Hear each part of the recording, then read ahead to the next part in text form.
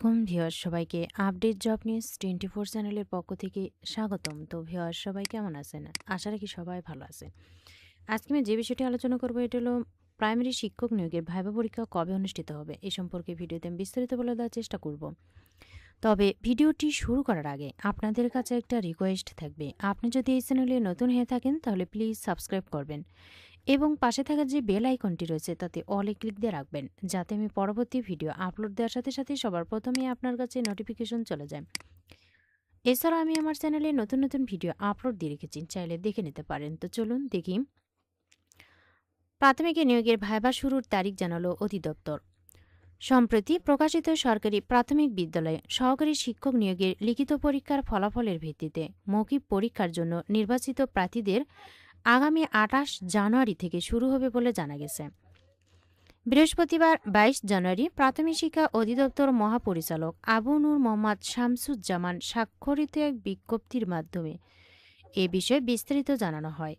বিজ্ঞপ্তিতে বলা হয়, এতদ দ্বারা সরকারি প্রাথমিক বিদ্যালয়ের সহকারী শিক্ষক নিয়োগ ২০২৫-এর লিখিত পরীক্ষার ফলাফলের ভিত্তিতে মৌখিক পরীক্ষার জন্য নির্বাচিত প্রার্থীগণের অবগতির জন্য জানানো যাচ্ছে যে আগামী ২৮ জানুয়ারি ২০২৬ তারিখ থেকে ৩রা ফেব্রুয়ারি ২০২৬ তারিখ পর্যন্ত জেলা পর্যায়ে মৌখিক পরীক্ষা অনুষ্ঠিত হবে। এতে আরও বলা হয়, যে সকল জেলায় পরীক্ষার্থীর সংখ্যা বেশি সে সকল জেলায় একাধিক ইন্টারভিউ বোর্ডের মাধ্যমে পরীক্ষা গ্রহণ করা হবে।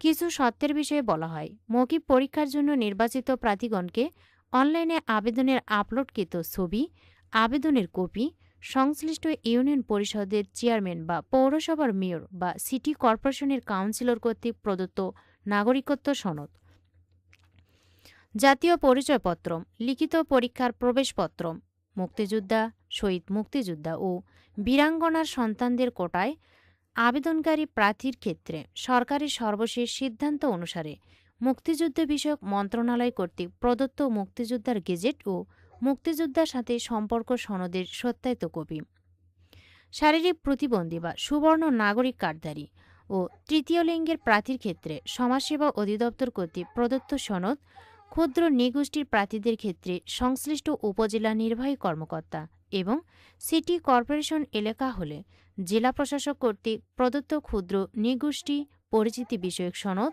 এবং শিক্ষাগত যোগ্যতার সনদসহ অন্যান্য প্রয়োজনীয় কাগজপত্র ন্যূনতম নবম গ্রেডের গেজেটেড কর্মকর্তা কর্তৃক সত্যায়িত করে ২৭ জানুয়ারি ২০২৬ তারিখের মধ্যে স্ব জেলা প্রাথমিক শিক্ষা অফিসে আবশ্যিকভাবে জমা দিয়ে প্রাপ্তি স্বীকারপত্র সংগ্রহ করতে হবে।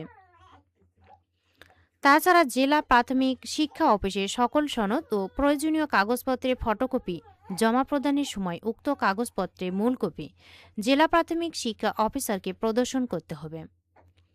মৌখিক পরীক্ষার সময় ওপরে বর্ণিত সকল সনদ, প্রাপ্তি স্বীকারপত্র ও অন্যান্য কাগজপত্রের মূল কপি প্রার্থীকে সঙ্গে আনতে হবে। মৌখিক পরীক্ষার তারিখ ও সময় সংশ্লিষ্ট জেলা প্রাথমিক শিক্ষা অফিসের ওয়েবসাইটে ও নোটিশ বোর্ডে প্রকাশ করা হবে।